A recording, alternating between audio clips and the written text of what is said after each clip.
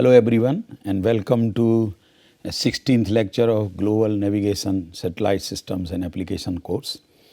And in this one we are going to discuss a very important topic, very pertinent to the estimations of position and elevations. Basically it is related with the elevation, the Z value, and that is why I have kept the topic that why altitude estimation, why these GNSS receivers is not very accurate.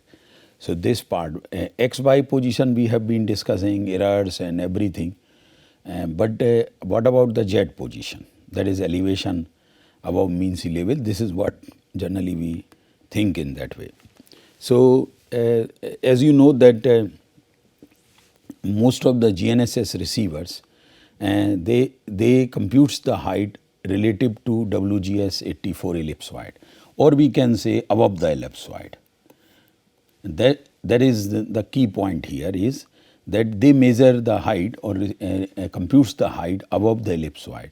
And ellipsoid is not a real surface, it's basically a mathematical surface. And when you compare with the topographic surface or toposheets, and then there are differences between height which has been estimated by GNSS receiver and the real height which is mentioned in the maybe the toposheets or topographic maps. So however, the height above sea level given on a map can be quite different from GPS derived height, and due to the difference in some places between the WGS 84 ellipsoid and the geoid, that is the local mean sea level. And geoid is a gravity surface that we will be also seeing in detail. So now we are talking about three surfaces. One is ellipsoid or spheroid, another one is the geoid, and third one is topographic surface. And all three are different.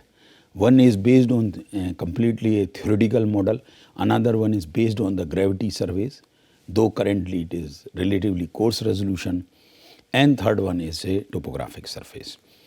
So in horizontal plane, the difference between the local datum and such as Everest and WGS 84 can also be significant. The point here is that, like if we take the older series of Survey of India toposheets, which were made using Everest spheroid, not WGS 84 spheroid. And when we get these position estimations from these GNSS receivers, for example from GPS, then they estimates the height using this WGS 84. So if I compare the height which I am getting through my GNSS receiver, or which is using GPS or some other signals, and using that is WGS 84. So when that height I compare with the height which is given in the for the same location given in the this topographic map, then there can be a difference. And the difference is because the different spheroid in toposheets have been used, that is the Everest spheroid instead of WGS 84. So in order to make things compatible, now like in India, Survey of India has developed another series of topographical maps or toposheets, which they have started using instead of Everest spheroid, they have started using WGS 84 spheroid, because these two spheroids are different. So if you are getting data through one spheroid which is WGS 84 and compare with the data which has been produced through a different spheroid which is Everest, then obviously there will be differences. So in order to avoid these differences, Survey of India has decided to use WGS 84. One more issue will come about the projection, map projection, because from 3D, which is the earth body, is a 3D body, and a map is a two-dimensional map. So when you project a 3D body into a two-dimensional map, you use some certain projections. Each country is having their own projection in order to display or map their country in a true shape and size, because each country is located uniquely on the globe, and there cannot be one universal projection which is applicable to all countries. So therefore each country had developed their own projection systems. So India, and in older toposheets, the India was using this polyconic projection, Mercator polyconic projection. Whereas in new series of topo sheets, now UTM, which is universal transverse Mercator projection, is being used, which is a equal area projection in the equator and the middle latitudes. But if we go for higher latitudes, even W, though it is universal and by name it is universal, but in say for polar regions, it distorts the continent like Antarctica very badly. But for India and subcontinent region, this UTM can also work. So new series of topo sheets from Survey of India now are having WGS 84 spheroid and map projection is UTM. So that the advantage with this, that these GNSS receivers, which by default setting they are using these two, that is they are using WGS 84 spheroid and also they are using UTM projection. And therefore, the value, position estimates based on these receivers can we now compare with the new series of topo sheets, and there should be then less difference between these two. Now, when we go for this geoid surface, say gravity surface basically, and gravity is a force of attraction between two bodies with a mass, and the earth is not a perfect sphere, as we all know about this. And the density point of view, which has been understood through gravity surveys, that the density is also not uniform, because depending on the rocks basically and topography, and topography is also influenced by the rocks. So the local topography, that is presence of mountains, and geology, that is lithology, that is density of rocks, also influences the gravitational field. Like like in Himalayan conditions, you are seeing a altogether different gravity than compared to the coastal part. And similarly, there are desert areas and other things where you are seeing a completely different topography and of course different gravity fields. So to fully understand this altitude or elevation values issue, first let's try to understand these 3-4 terms which are we are going to use. First is geoid, another one is ellipsoid or also called spheroid. So both terms are used, and then datum. So first is this geoid. A geoid, as mentioned earlier very briefly, that it is a equipotential gravity surface of the earth at a mean sea level, and this is at any point it is perpendicular to the direction of gravity. So in that way it is measured, and the geoid is defined as the surface of Earth's gravity field which approximate mean sea level. Now this is again is perpendicular to the direction of gravity pull, and since the mass of the earth is not uniform at all locations, at all points throughout the earth, the magnitude of the gravity also varies, and thus therefore this shape of the geoid is very irregular, and that is one reason. Another one is that these gravity information we are not having currently at very high resolution. So slowly things are getting improved, and once we get a reasonably high resolution geoid body like this which is shown here, then we may get a better position estimation, especially related with the height, particularly about the height. So this is basically 3D view of the geoid, where the radial variations have been exaggerated just to understand better. The blue color represents areas where geoid is below the mathematical ellipsoid, and so this ellipsoid has also been used, and red areas are showing that is above the ellipsoid. Now the second surface which we use to represent this 3D body of the earth is ellipsoid or spheroid, which is simply a model, a mathematical model, and various spheroids or ellipsoids have been devised. We have already discussed two spheroids like WGS 84 and Everest. There are many, for example also the Clark 1966. The year this is mentioned here, that there were a conference in 1984, and there they have decided the parameters which are being used in this WGS, and therefore that year has been attached with the naming of that spheroid. So, this is World Geodetic Spheroid 1984. Similarly, for the Clark 1866. So, and since then, since very long time things have not changed in Clark, but most common spheroid which is used in the all GNSS systems and many topographical maps is definitely WGS 84. And these terms ellipsoid or spheroid are interchangeably used, and however usage of term spheroid is more common, more appropriate in current discussion.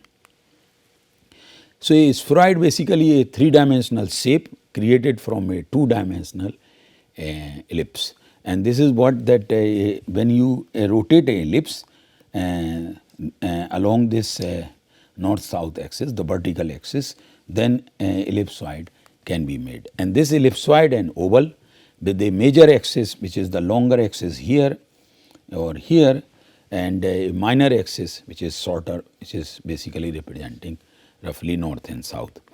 And if you rotate the ellipse around one of its axis, the shape of the rotated figure becomes a spheroid, and this is what spheroid which we are seeing. So, a particular spheroid can be selected for use in a specific geographic area, and that is why there are various spheroids also exist, because that particular spheroid does not exceptionally good match for mimicking the geoid for that part of the world.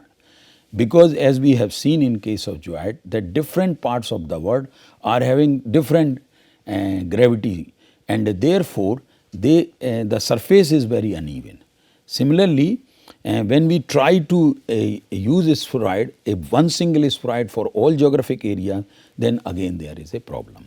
So, that is why people evolved their own spheroids to the ultimate in the map scenario case was to represent their country, the political boundary of their country in its true shape and size. Because if shape changes, then size will also change, and a lot of disputes will then be there. Anyway, that is its completely separate discussion. In India specifically, the spheroid earlier which was Everest, whereas a Indian geodetic system was being used, and the reference surface and Kalyanpur in central India as initial point for this spheroid to make for rotation purpose. Now, datum is built on top of the selected spheroid and can incorporate local variations in elevation.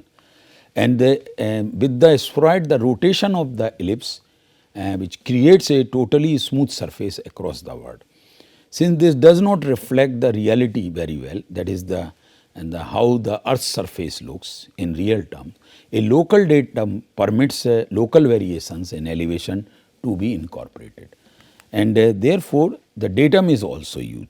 So, underlying datum and spheroid to which coordinates of a data set are connected can change the coordinate values. So, if we compare with that using a different datum, again there will be a problem. So, this geoid is a earth's shape minus topographic relief. So, it is because this topographic relief which is available on say in land part, that is minus.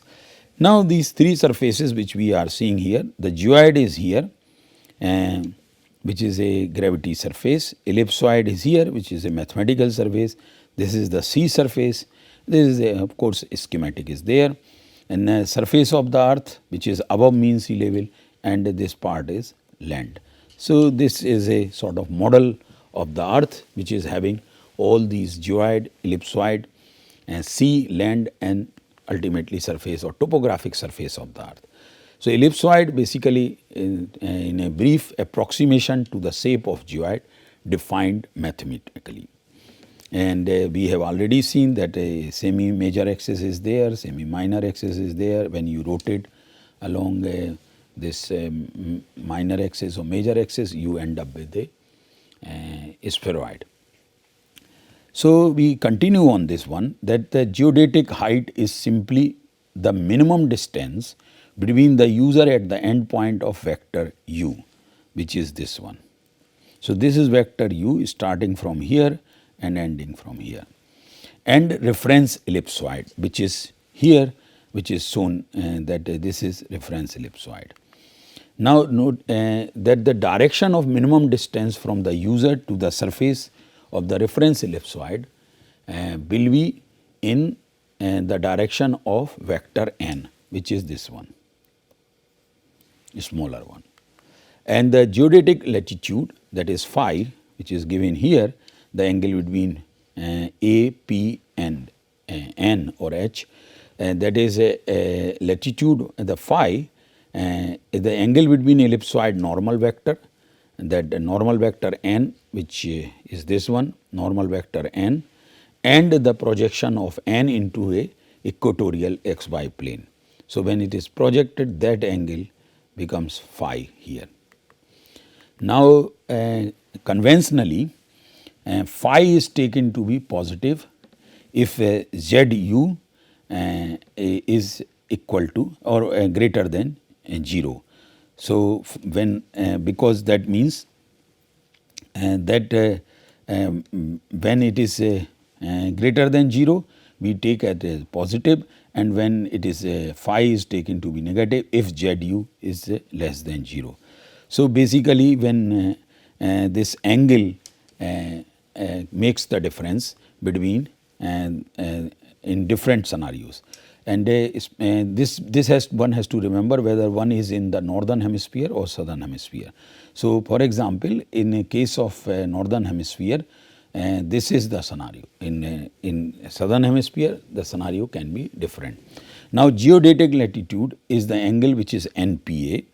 So, P is here, N is here, and this is, that is the phi, where N is the closest point on the reference ellipsoid here, and P is the point where a line in the direction of N intersects with the equatorial plane, which is this one, and A is the closest point on the equator of P. So, this is what you are, it is equatorial plane, and this is the angle phi which is there. So, there are various solutions both from closed form and iterative are available, which have been devised for the computation of geodetic curvilinear coordinates. The issue is here that earth is not flat, it is a 3D body and spheroid and not a perfect spheroid. So, because of these the complications arises, and therefore, we have curvilinear coordinates we get, which are geodetic curvilinear coordinate, that is phi, lambda and high, that is z value, which we try to convert into a Cartesian coordinate system, which is a two-dimensional system using x, y and z, that is latitude, longitude and altitude or elevation above mean sea level. So, from 3D to 2D, this is how things can be achieved. Now, further to determine the altitude above the reference ellipsoid, for example, using WGS 84, it is not the basically altitude above ground level or sea level which is measured, but this is the height above the ellipsoid, not the height above the geoid is measured. And that is why there is limitation of getting elevation value from GNSS. Limitation in that sense that the elevation values or Z values which are coming through GNSS are not as accurate as supposed to be, and they are also not as accurate as XY values. There is lot of improvement, as we have seen in earlier discussions, in case of XY positioning, but the Z positioning is still lot of work need to be done. So, the geoid, as we have understood, is a very complex and basically abstract surface, because it is a model surface on which it is difficult to determine a point. And the average surface of oceans extend under the continents has been used to approximate the geoid for very long time. Now, therefore, mathematical surfaces with simple references were defined as a spheroid, on which each point can be defined by its coordinates. So, spheroid can be defined which are not more than about 100 meters different from the geoid, but 100 meters is a big difference in terms of position estimation or height estimations through a GNSS receiver. Generally, we do not get that big error, but still the error the height or elevation values or Z values which we get from GNSS is still not reliable. Why it is not reliable, we will try to understand further. There are three surfaces here shown is. The red one is the ellipsoid height, and this is a this is a section, and then you are having a this is height h that is in blue is the orthometric height that is vertically upward, the global mean sea level. So, that is there in the blue, and then you are having green that is this green that is topographic surface on which we are having receiver or position ourselves, and this is n is the geoid height. So, what we basically would like to have the h, that is h equal to this height, the total height from the ellipsoid height which is a mathematical surface to a topographic height minus this height which is the geoid height. So, this is the this is what we estimate. So, topographic height if we want to calculate, and then we have to have a ellipsoidal height that is small h, and then geoid height that is n here. So, if we subtract from small h to minus n, that is ellipsoid height minus geoid height, then we get the topographic height. So, ellipsoidal height, which is basically height above a defined ellipsoid approximating the surface of the earth. Now, this is again as mentioned that this is a ellipsoidal height. Ellipsoid itself or spheroid itself is a mathematical surface. So, the local variations cannot be incorporated, and therefore, that ellipsoidal height which we bring here cannot vary as per the topography, as you can also see here that the red curve is not varying as topography is varying or topographic surface.